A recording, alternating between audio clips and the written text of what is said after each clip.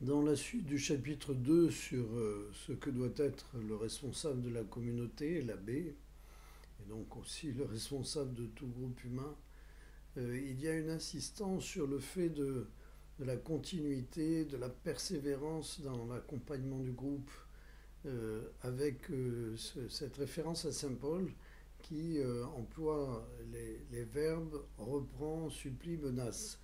Pour qu'un groupe puisse progresser, il faut une vigilance constante d'encouragement. Et pour encourager, il y a des choses qui sont nécessaires de rectifier obligatoirement à certains moments. Et donc ces trois verbes, reprendre, il s'agit de pointer le doigt sur quelque chose qui laisse à désirer et qui mérite d'être repris. C'est une forme d'exercice de vie commune.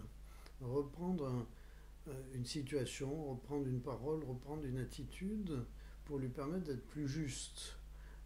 Supplier aussi, il s'agit de vraiment insister,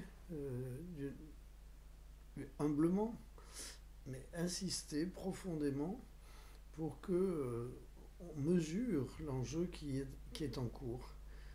On ne va pas laisser passer quelque chose parce que c'est trop important pour le groupe et on ne peut pas en rester là. Et lorsque reprendre et supplier ne fonctionne pas, euh, on doit aussi, dans un premier temps, avant de corriger, on doit menacer. Si tu fais pas ça, il y a quelque chose qui va pas marcher et on ne pourra pas laisser faire comme ça éternellement.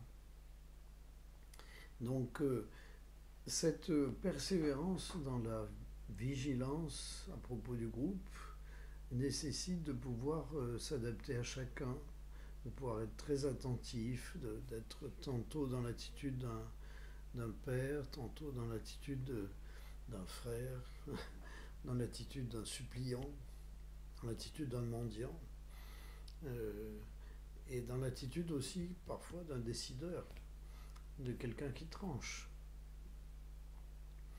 Euh, et puis il y a des personnes qui comprennent très vite, et puis d'autres pour lesquelles il faut beaucoup de temps. Mais on n'est pas là pour abandonner, on est vraiment là pour continuer tous ensemble à faire pour le mieux. Et c'est ça qui est important dans la tête d'un responsable, de ne jamais abandonner la partie pour aller au-delà, pour aller au-devant, pour aller plus loin.